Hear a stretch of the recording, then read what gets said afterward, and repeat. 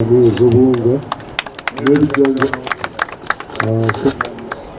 bitaano n'omunyu weeguli era ne sabbuuni. Wabaluseewo obweraliikirivu mu bakungu b'ekitongole kya Red Cross n'abalala abaddukanya ekifo omwakungaanyizibwa abaakosebwa okumbuluka kwa kasasiro e Kiteeze nga bano babudamizibwa mu nkambi eyakubwa ku kisaawe ky'essomero lya Kiteeze Church of Uganda Primary School. Akazitowe kabeera bye bino ebirala ebiringa emifaliso, maybe amasuuka, ebintu by'abakyala ebyo ebyekyama n'abasajja ebyekyama, empale ng'ezo, pampa, amazzi g'okunywa, ebizigo kuba tulina abaana.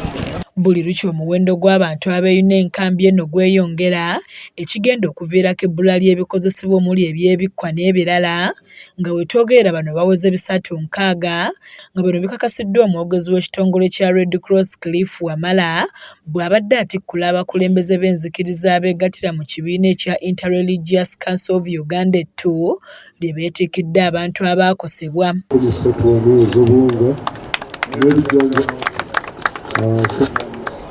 Bitaano n'omunyu weeguli era ne sabbuuni.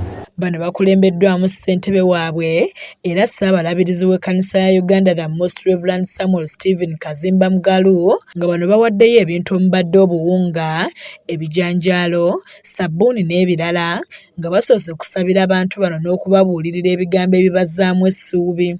John Cliff Wamala ategeezezza nti mu kiseera kino balabirira abantu 360 ng'abasinga bakyala nga waliwo n'abalala abakyalemedde kasasiro gye yabumbulukuka nga balinda kulaba mirambo gy'abantu baabwe ng'ono agamba nti oluvannyuma lw'emirambo gyonna okuzuuka ne giziikibwa abantu bangi abagenda okweyuna enkambi.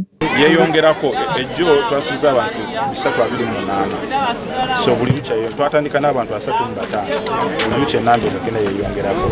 Wabula agamba bakola butaweera okulaba nga balabirira abantu bano era nga mu kiseera kino balina abakyala b'embuto 10 nga waliwo ne bannakawere nga n'olwekyo obuyambi bukyetaagisa. Namba y'abakyala kati abali embuto kati bali 10 nenga tunamu ne bannakawere tulina nakawere owa wiiki 2 n'owa wiiki emu. Ssaabalabirizi w'ekkanisa z'abalokole mu ggwanga ezeegattira mu kibiina ekya National Fellowship of Born Again Pentecostal Churches Moses Odong asaasidde abantu bonna abaafiibwako abaabwe n'asaba gavumenti okulaba ng'egatta omutindo kasasiro ono aleme kufuuka wa bulabe eri abantu. Yongera okulaba nti bateekawo enkola kolinga kasasiro kubanga ne kino kyennyini wabaddewo plan y'okuteekamu recyclement here center here in Kiteeze.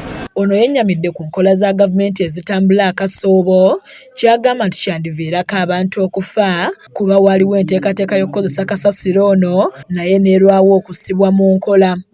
Kyaluddeyo okuteekala eteekebwawo so kiviiridde kati abantu okufa n'okufiira ebintu byabwe. So gavumenti kobola gavumenti okulaba nti tebalwawo kukola ebintu ebitagesa okuteeka mu kifo.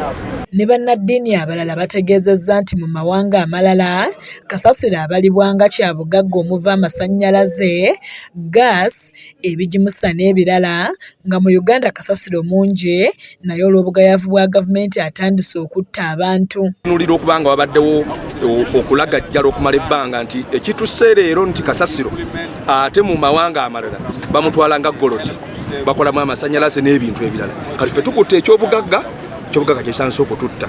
Bisaba nnyo okulaba ng'esengula bano abantu batasobola kubeera wano forever.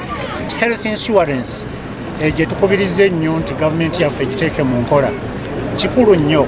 Kizza Peter yakusakidde eggulire lino ku lwa KSTV agaleero.